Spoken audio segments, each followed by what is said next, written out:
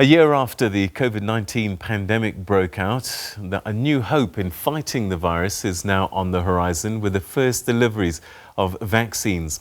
In the meantime, prevention and treatment are still the main weapons against the coronavirus. A number of therapies and drugs have been developed over time, some immediately effective and others still controversial.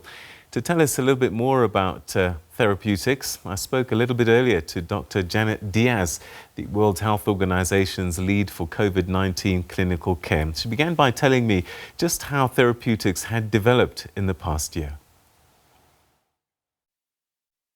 The amount of experience that clinicians caring for patients with COVID have gained over, around the globe has been astonishing, as well as the excellent initiatives and research studies, trials, clinical trials that have been done on a large scale and also some done on a smaller scale around the world has really advanced our understanding of how best to manage patients with COVID-19. How have you been able to keep a track of all the many therapies that are coming through, especially when you consider countries like continents like Africa, where traditional medicine is very much a part of our cultural heritage, and I dare say in other parts of the world as well. How have you been able to keep track of this and also make sure that it's healthy treatment? Oh, it's been a challenge, to be honest, but I think with the tremendous global collaborations we have with investigators around the world, with methodologists, those are the ones that look at all the trial data and synthesize the data for us so that we can make sense of it, as well as patients who've had the disease and have given us their perspectives in their values and preferences about treatment, that we've set up systems that require this type of global collaboration in order to process the information as quickly as we can, from the moment that it becomes available to the public, maybe by a press release, to take that data, to look at it methodologically, to look at the quality of the studies, to look at what the results, what was the benefits, what was the harms, how certain are we with the results of this, and then package that up in a way that we can show it to an independent guideline development panel that then helps us craft the recommendations in our guidelines so that national governments, like the governments, can then look at WHO guidance and also develop their own guidance adapted from WHO or convening similar panels showing them similar evidence synthesis. So it's really been a global effort to do that. But also in this, it's not just therapeutics, right? So when we look at clinical care for COVID, we look at also the supportive care. So the early identification of patients who have a complication or who have a severe pneumonia or who even progress to more severe acute respiratory distress syndrome. And the first life-saving intervention, and that is the delivery of oxygen and supportive care. And so the package of care includes, early diagnosis, early treatment and identification of complications, oxygen therapy for those patients who have the complications or severe pneumonia. And then on top of that, the corticosteroids, which we know right now is the one life-saving drug that we have for patients who have severe or critical disease. And that package of care, so doing good package of care is really important. Now, there are other drugs in the pipeline and many studies getting published all the time. And so we really have a careful look and we try to we are staying up to date, but it is, again, with a big collaboration of supporters working with us to look at them all and evaluate the quality. The same goes to the traditional medicines. The regional office of AFRO, so my colleagues there, did work with the Africa CDC to set up a regional expert panel in order to have a scientific approach to also look at the traditional medicines and how can we look at those scientifically and find if they have a role in treatment for COVID at any phase of the disease. All right, fascinating, and I can only imagine how challenging it is, especially when you have a former US president promoting certain drugs and, with no science behind it. But there are some that are coming online, some that have caused a bit of controversy, and I'd like to talk about a couple of those. Let's start with ivermectin. What is the WHO's view on the use of ivermectin? So, we are again, carefully looking at all the therapeutics that are being studied, including the repurposed drugs, so ivermectin sits like that, and the novel therapeutics, such as the monoclonal antibodies and the novel ones. All the drugs that are being looked at for COVID-19 go through a clinical trial process. So the first number one thing is that they get tested in a clinical trial. And so what we do avoid is that people start to use these drugs off-label that are unproven, because what we've seen is that in the past, which was the experience with hydroxychloroquine, there was a large use of this drug before we had all the evidence that now we have certainty that it is not, we are not recommending it for COVID-19 treatment. But there was overuse of an unproven drug, and that we think was not, good in general for causing potentially more harm without any benefit. Now, ivermectin, we know that there are small trials. Some of them are, relatively small trials, but that are studying it. So that is good. So that means that the investigators are conducting clinical trials, testing it against the standard of care or testing it against the placebo. So now what we need to do is look at these trial results, put them together in a meta-analysis, and look at the quality of the study. Sometimes we need to make sure that the studies were done with good qualities, good scientific methods, and then look at the results and see how certain are we in this result. How certain, and so if you look at the way we write guidelines, we actually say that. We say we have high certainty, because if the studies were of good quality, moderate certainty, or sometimes we say very low certainty because there was some problems with the studies. So even though the results may show something of efficacy or harm, let's just talk about the potential, then the certainty on that result is questionable. So what we end up doing, though, is still showing the data to the independent expert panel, and then have a discussion about this and what makes the best sense, what's scientifically right to write as a recommendation. So ivermectin, there is some early preliminary meta-analysis results that have been that we have seen, and so we have asked for more information about those clinical trials in order to grade the evidence to see, how good, what is the certainty of these results. We also are aware that there's some other studies ongoing that will soon report results, relatively soon, with more patients. So the more patients you have, the better the estimates of the effect we can make, and so we anticipate that for now, we don't have a recommendation for its use. We are looking at the data. We are getting more information from the trials, and a meta-analysis will be likely completed in the very near future. I won't give a date in order for us to write a recommendation, but in the very near future. All right. So as of today, no specific recommendation. And if some countries are using it, it's not with WHO guidance, but rather with WHO observance at this stage. Yes, and we would recommend, if any countries are going to use, they use it under a monitored emergency use approach, which means they're collecting data on safety of the patients that are getting used. So it's good to collect it under with a standard data collection, because it is an unproven drug to date. But hopefully we will have some further information from a WHO perspective in the very near future. Also here in South Africa, we have some specialists. In fact, one pulmonologist has really come to the fore with the use of therapeutic bronchoscopy for mucus removal. And I just wonder, has the WHO have a view on using bronchoscopy for critical care, particularly as a last resort? So that's a very interesting question, and I have heard of this practice in South Africa with the therapeutic bronchoscopy.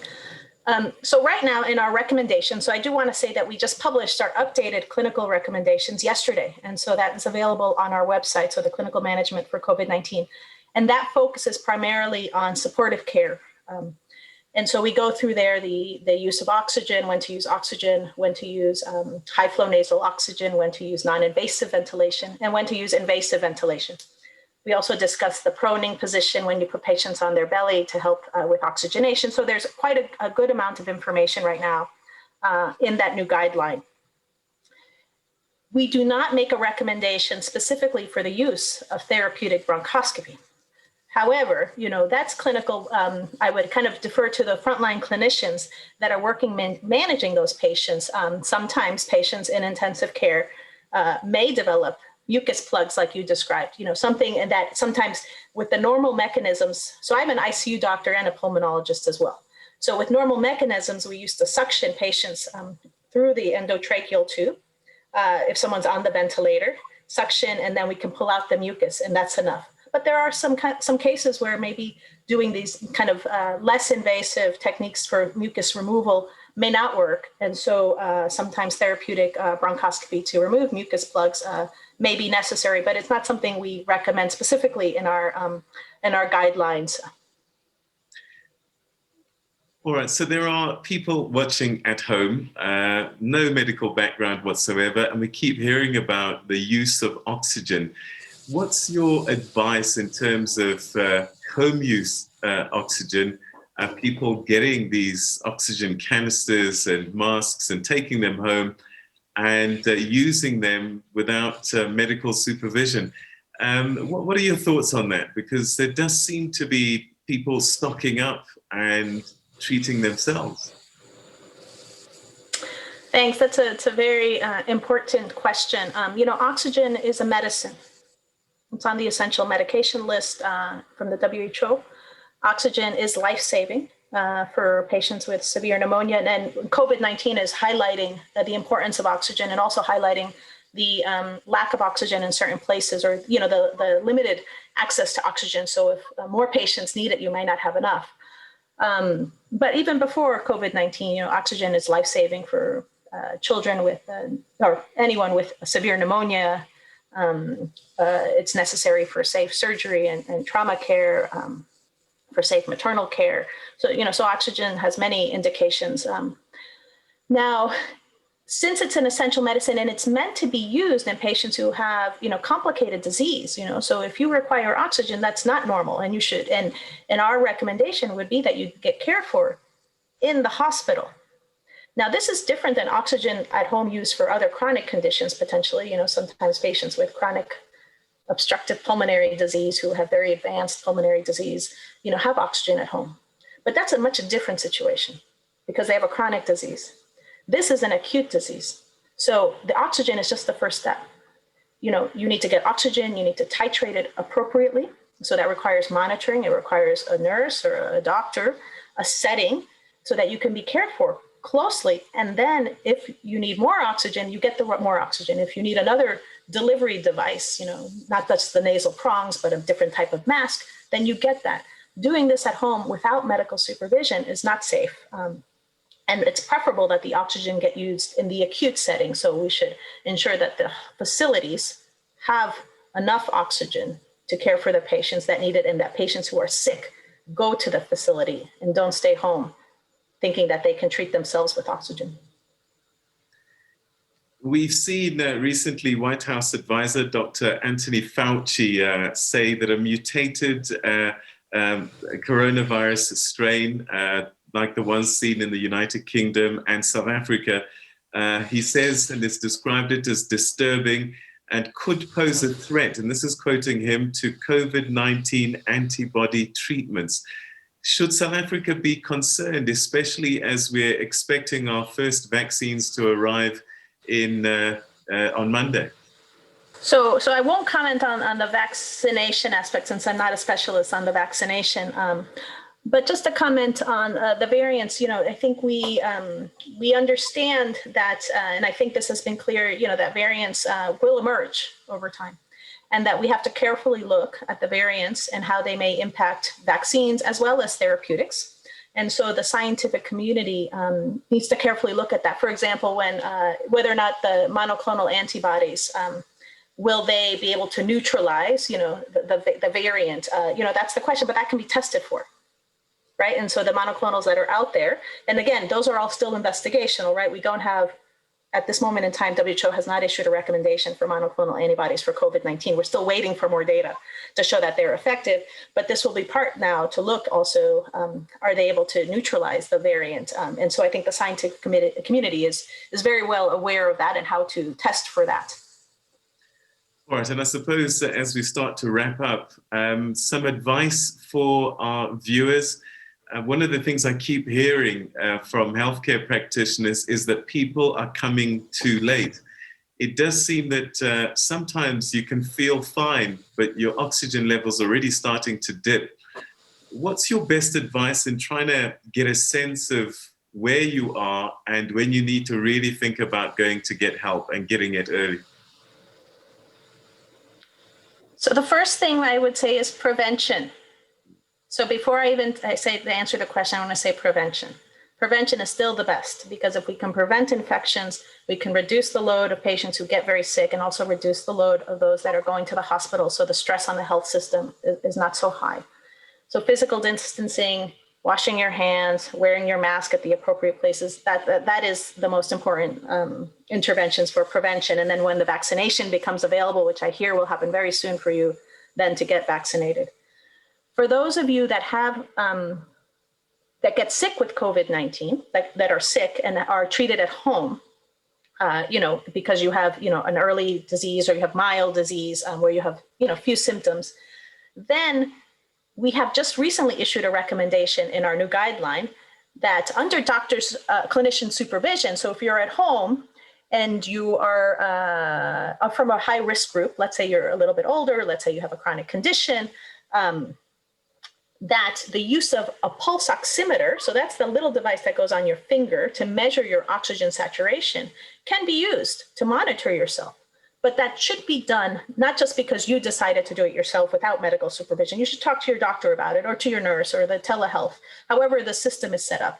And they tell them, and they should work with you. Okay, we can get a pulse oximeter for you at home, measure it at regular times of the day. And if it looks like it's low, then call for help. And so that the package of care should be in place. So you can measure yourself at home. You can then, if something is abnormal, you can call for help. You call your doctor, you go to the hospital, but the whole package of care needs to be put into place. A patient just at home by themselves without a pulse oximeter, without a plan, may not really help them, and we also don't want people to get so nervous because maybe they don't know how to use the device correctly, and then they're calling for help all the time just because they weren't taught well how to use their pulse oximeter at home. So with good education, with a good package of care, the use of pulse oximeter at home may be helpful for patients, especially those that are at risk for having the complications.